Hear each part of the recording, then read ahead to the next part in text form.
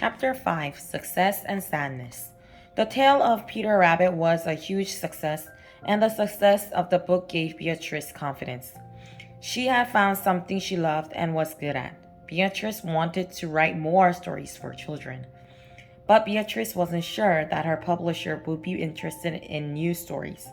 She decided to publish The Tailor of Gloucester herself and had 500 copies printed. It was the story of a tailor who needs to make a vest for the mayor. When he doesn't finish his sewing on time, Mice secretly finish it for him. Of all the stories she wrote, The Tailor of Gloucester was Beatrice's favorite, and she was wrong about Frederick Warne not wanting more stories. After seeing Beatrice's private edition of the story, the publisher asked her to shorten it a bit and then brought it out in October 1903. Norman Warne asked Beatrice if she had any other stories. Little did he know how full of stories she was. Beatrice knew that Annie Moore had kept the illustrated letters for her children.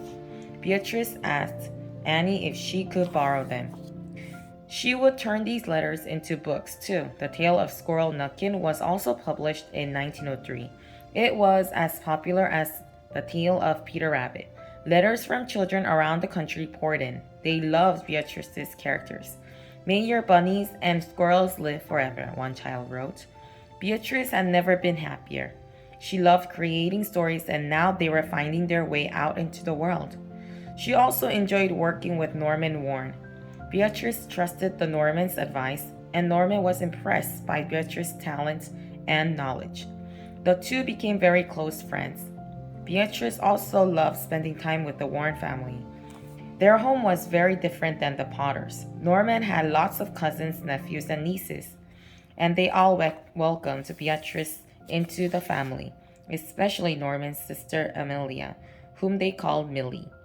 She was like the sister that Beatrice never had. In 1904, Frederick Warne and Co. published Beatrice's The Tale of Benjamin Bunny and The Tale of Two Bad Mice. The Tale of Benjamin Bunny continues the story of Peter Rabbit.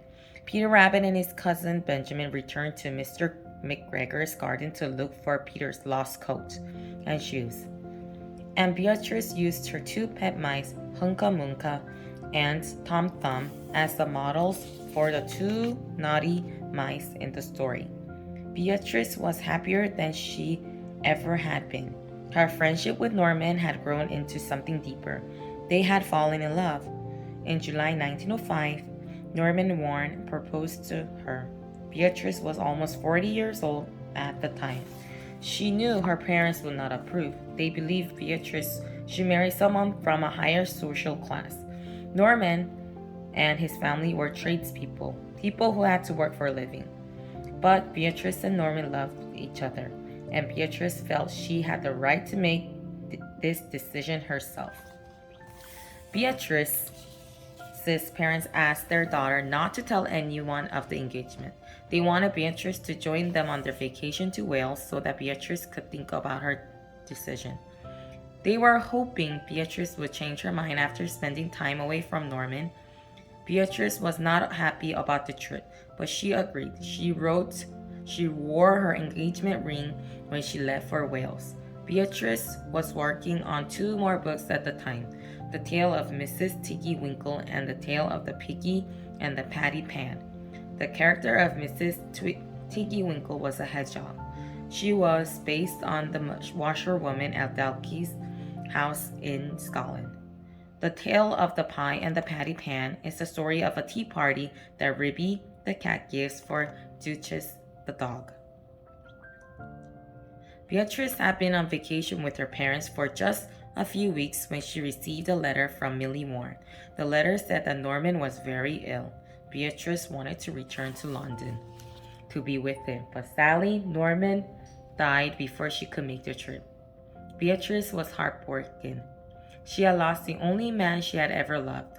Because Beatrice wasn't going to get married, she will be expected to remain with her parents in their house. Without a husband, she would spend the rest of her life looking after her parents in their old age. But Beatrice had other plans.